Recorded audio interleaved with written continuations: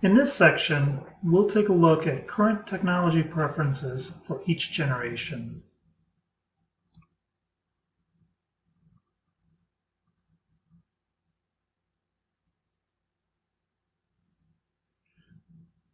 As you see these three charts here, you can see that all of the generations are multi-device users, some more than others. Younger generations, Gen Z and Millennials, tend to be more mobile and on the go, whereas older generations prefer fixed devices. Perhaps that's what they're used to.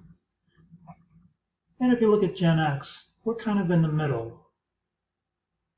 We prefer mobile devices, but we also will use desktops.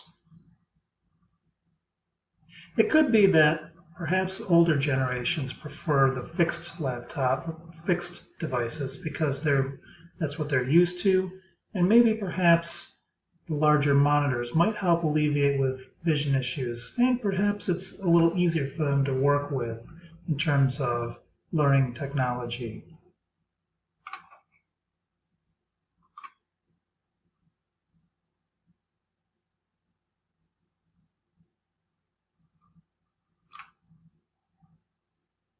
Similarly, with internet and smartphones, we can see that all of the generations own smartphones and use the internet, some again more than others.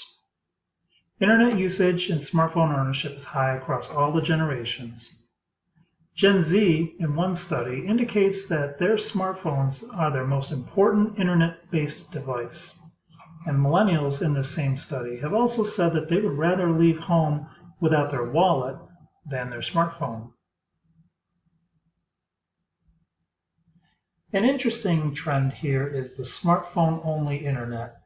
And that means instead of using other devices such as laptops or desktops to access the internet, the only device you're using to reach the internet is a smartphone. And as you can see, Gen Z is clearly leading the way in this trend, even more so over than millennials. Again, as we defined earlier, Gen Z is known as the cloud native, whereas millennials are known as digital natives.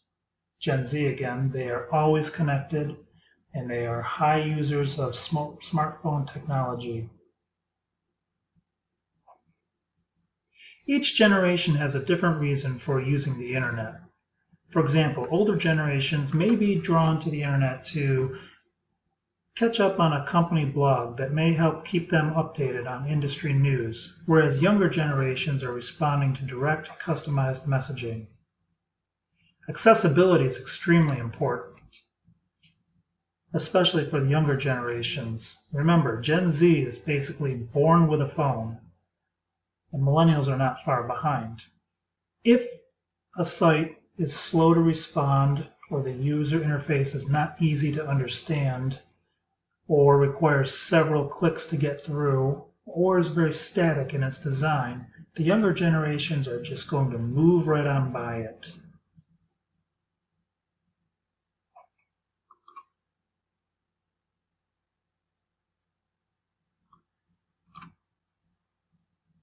As we look at social media preferences, again, just like with smartphone and internet usage and device preferences, each generation is very active on social media.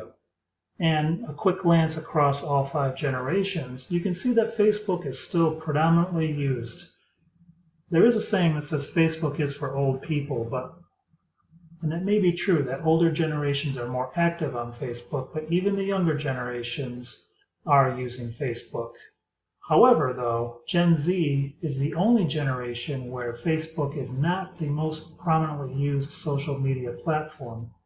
As you can see here, Facebook loses out to Instagram and Snapchat. These are the primary social media platforms used by Gen Z. Generations are drawn to different channels for the types of content they expect to find. For example, staying in touch with others, finding a sense of community, looking for ideas or solutions, looking for entertainment, or promoting or expanding professional endeavors. This is true for any of the generations. It just depends on their preferences and the type of platform they want to use to reach these goals. YouTube and images are popular for all generations. An interesting note, again, this goes back to accessibility, but for Gen Z, people in Gen Z have an average attention span of about 8 seconds. So they are going to be drawn to platforms that are visually rich, provide simple, straightforward user interfaces, and are loaded with easy-to-use options and special effects, such as filters. That may help explain why Gen Z is drawn heavily to platforms like Instagram and Snapchat rather than static platforms like Facebook.